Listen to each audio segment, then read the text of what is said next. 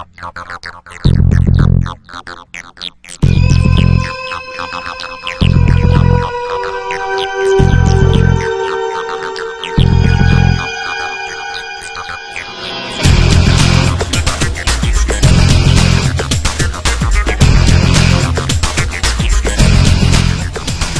there traders, it's Jeff from thestockbandit.com. Thanks for joining me for this video. It's time once again to take a look at the indices as we head into a new week of trading. Now last week was a really interesting week and a pivotal week at that. We knew that coming in. We had previously broken out temporarily for the NASDAQ only to fail back beneath that 3196 level. By the way, if you're not watching this in full screen mode, go ahead and shift to that and elect the HD function in the player. It will give you the sharpest image quality, but that breakout through 3196 had failed. We had pulled back here, and then we had kind of chopped around. We had the potential danger of creating a lower high, but then last week we did continue higher, and we did go ahead and break on out. We finished at 3243 for the NASDAQ. That was a gain of about 74 points on the week, or 2.3%. And so that's definitely very positive. Now this index is now up some 138 points off the low of just 9 sessions prior. So that's a very big move, and we need to see some digestion of that. A little bit of profit taking at this stage would not be a bad thing. We do have this unfilled gap right here to Monday's close of last week. That was to the 3182 level. So that may be a level that this index gravitates to on the next pullback if and when it does come along. But for now, the trend is up. No reason to be fighting it.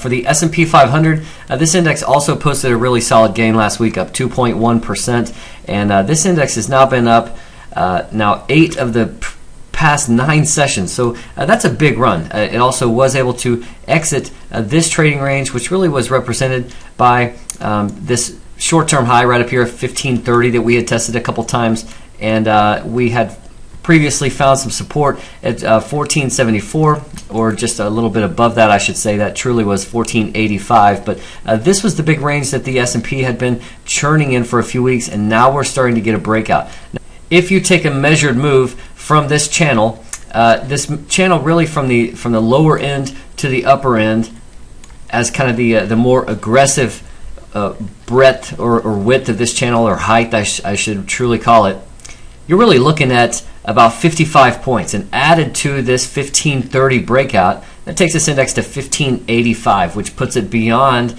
the current all-time high of 1576.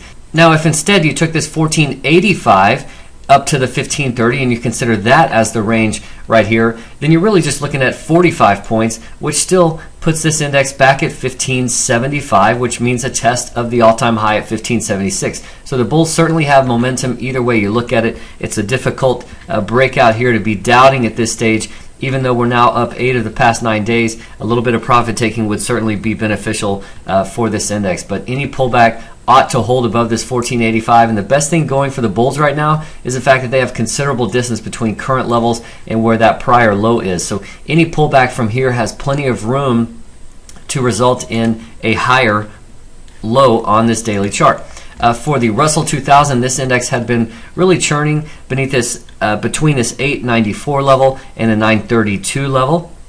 So now this index has a trading range here of some 38 points, which would project a move up to about the 970 level if this measured move were to take place. Now this index has made a tremendous run off the November low. This initial run was some 21%. It's now starting to add to that after a few weeks of basing action. That's very, very healthy to see. And again, speculation continues to surface here in these small cap stocks. Now this index has been up now 9 consecutive sessions, and that's nothing to forget about here. So the fact that we're breaking out through this 932 area is important, but a little bit of profit taking and maybe even a short-term pullback could be a good thing to prevent this index from becoming too short-term extended here. And then finally, we've got the Dow, which last week tacked on a little over 2%. That was about a 303-point run for this index, so that was a significant rally. And more importantly, this broadening top that it had been carving out here, or megaphone pattern,